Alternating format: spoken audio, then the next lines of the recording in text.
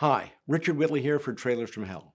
From the 1940s to the 1950s, Bob Hope and Bing Crosby were two of the biggest stars in Hollywood, consistently ranking in the top 10 of the box office, sometimes alternating between number one and number two. Bing even had his own brand of ice cream. And with both under contract to Paramount, it was only a matter of time before they were paired up to become one of the most successful comedy teams in film history, making a series of popular road movies. And for me, Road to Utopia is their best. Road to Utopia was the fourth road movie after Hope, Crosby, and regular leading lady Dorothy Lamour had already been to Singapore, Zanzibar, and Morocco. The plot has Bob and Bing as Chester and Duke, two con men who steal a map to a gold mine from the two notorious killers.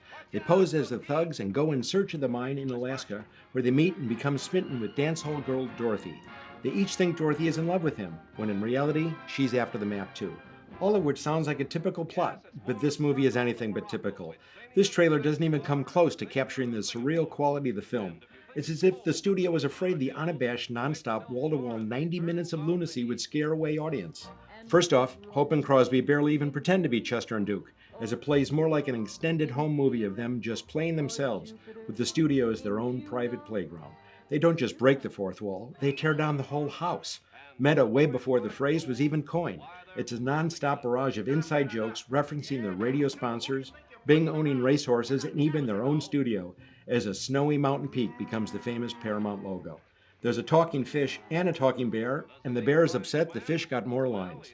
And if that's not enough, Algonquin Roundtable humorous Robert Benchley introduces the film and pops in throughout because, as he explains, the front office asked him to explain the plot and other confusing portions of the film. But at the core is Bob and Bing's relationship and the utter charm of the three stars. Hope, the comet blowhard, who's really a coward, and Bing, the smooth crooner who always gets the girl. And Dorothy Lamour holds her own throughout, comedically and musically, while singing the Van Heusen and Burke standard personality. Actually, this is the only road movie where Hope gets the girl, but with an extra censor-defying twist at the end, which I won't ruin. It started filming in 1943, but sat on the shelf for over a year due to the logjam of Paramount's wartime films. But Lamour herself thought it was held back so Paramount could promote Crosby as a serious contender for Best Actor for Going My Way, which he eventually won. The script, written by Norman Panama and Melvin Frank, who got their start writing for Hope's radio program, was nominated for a Best Original Screenplay Oscar, and the film went on to become a big hit, the most successful of all the road pictures. I hope you enjoy Road to Utopia, and remember, always order your lemonade in a dirty glass.